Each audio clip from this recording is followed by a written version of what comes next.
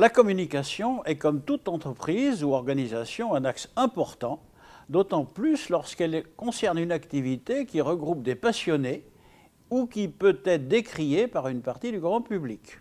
Un de nos objectifs est de diffuser une information pratique et accessible sur l'actualité de la chasse en Seine-Maritime et sur le plan national.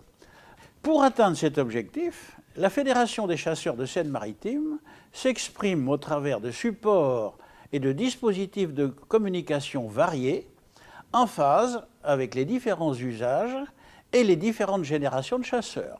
Parmi ces outils de communication, nous retrouvons bien évidemment notre traditionnel magazine trimestriel InfoChasse 76.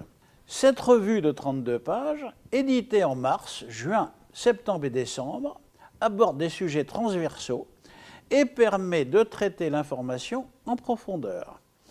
À celui-ci est associé en septembre le guide de poche du chasseur.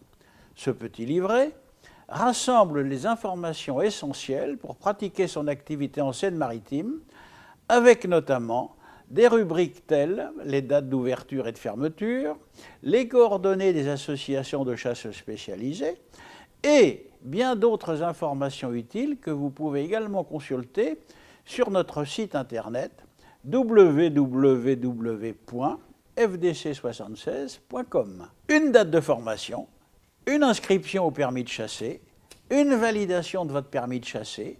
C'est par le biais de notre site internet que vous pouvez accéder rapidement à cette information. Mais de nos jours, nous ne pouvons nous reposer uniquement sur ces seuls outils. Il nous faut aussi être présents sur ce que l'on appelle la communication digitale. Et nous avons choisi de le faire il y a déjà 6 ans en ouvrant notre page Facebook, donc la page Facebook de la Fédération des chasseurs. N'oublions pas que la chasse est une communauté composée de gens différents, certes, mais unis autour d'une même passion. La Fédération possède également un compte Twitter sur lequel certains de nos partenaires peuvent nous suivre et suivre l'actualité de la Fédération. Nous avons créé aussi une chaîne Web TV sur la plateforme YouTube, sur laquelle vous pouvez trouver environ une trentaine de vidéos. À noter que la vidéo la plus vue a été visionnée plus de 50 000 fois.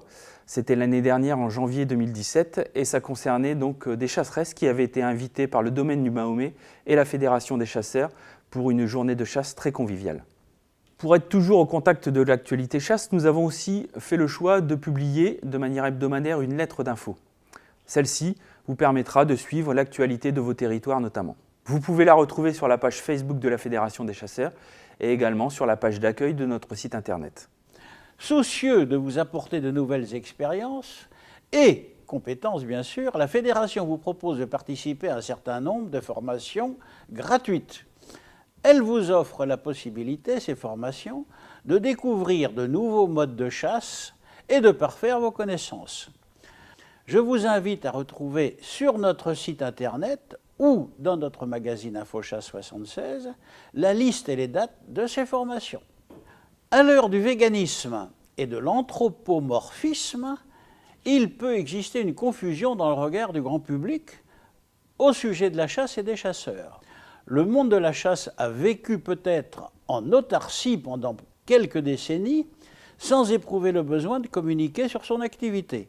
Et aujourd'hui, nous devons déployer beaucoup d'énergie pour rendre légitime notre activité et notre loisir, qui apporte cependant des bénéfices considérables à la nature et à la biodiversité. Je vous invite d'ailleurs à consulter cette brochure qui a été éditée par la Fédération nationale des chasseurs.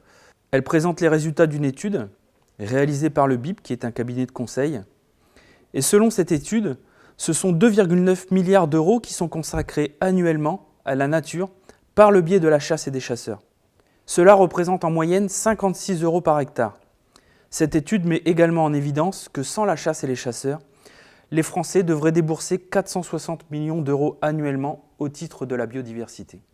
Dès aujourd'hui, chacun de vous peut prendre part à cet élan de communication, devenir un ambassadeur de l'image de la chasse et expliquer dans votre entourage les bénéfices qu'apporte la chasse et dire stop aux idées reçues.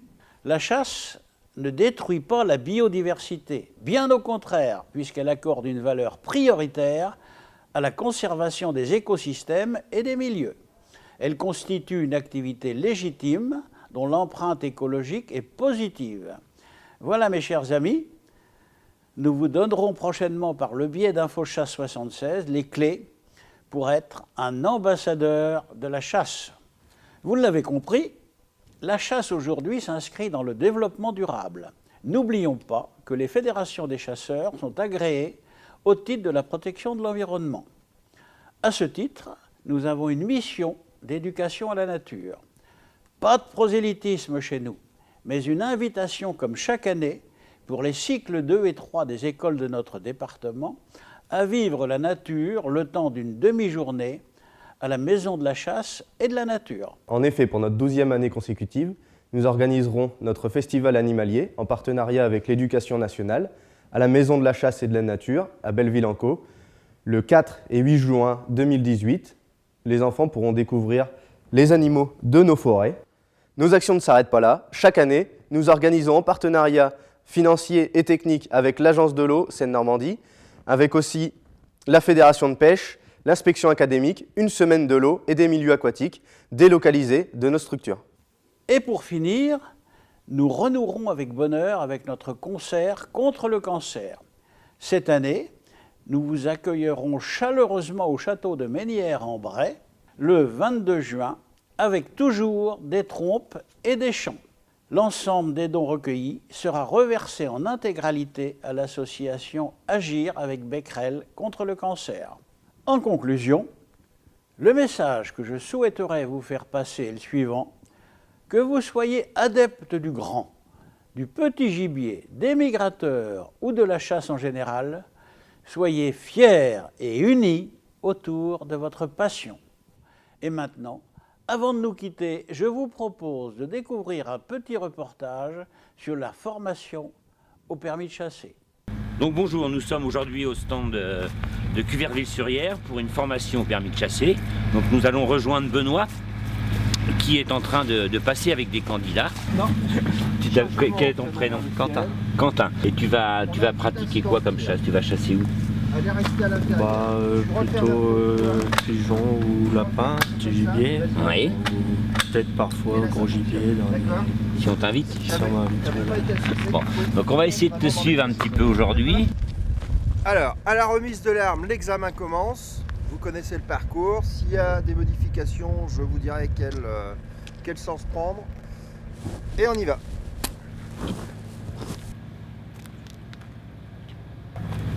Canon, 1 mètre devant, on tient fermement, le pouce par-dessus, on ramène la crosse. Très bien, on remet l'arme droite. Il n'y a personne devant, je remonte. C'est bon, allez.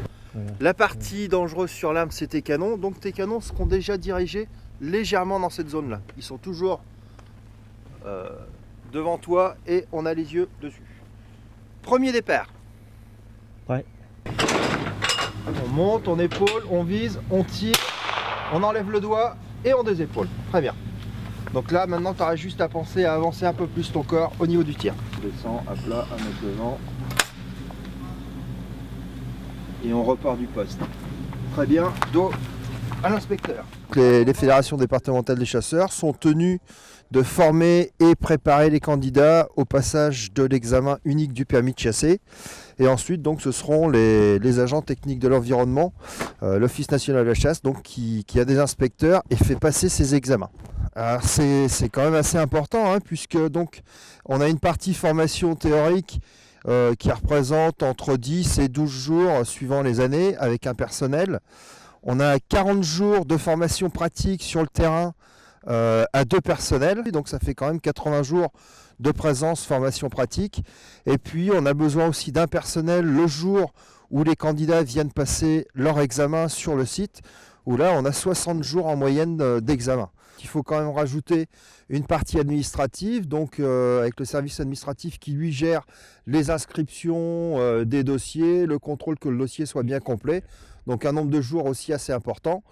Au niveau des taux de réussite, si on prend sur la moyenne avec le nombre de candidats qui passent parfois plusieurs fois, puisqu'ils ne réussissent pas forcément toujours du premier coup, pour l'année 2017, on était aux alentours de 75% de réussite. Mais ce qui est important, c'est que 89% des candidats qui se sont inscrits et qui ont passé l'examen l'année passée sont repartis avec le permis en poche. La fédération a pour projet d'avoir son propre centre de formation et d'examen unique du permis de chasser. De cette façon, ça va permettre d'avoir un centre qui soit vraiment bien adapté au niveau du parcours pour les candidats. Aujourd'hui, nous travaillons donc en partenariat avec un armurier qui met à disposition un site qui a été agréé par le ministère de l'Environnement, mais il y a quand même des petites contraintes puisque il faut que les jours soient disponibles, nous, autant pour les examens que les formations pratiques. Et le parcours a été adapté à l'examen, mais ce n'est pas un parcours type. On est sur un horizon 2019 pour démarrer les premières formations et certainement les premiers examens sur ce nouveau centre.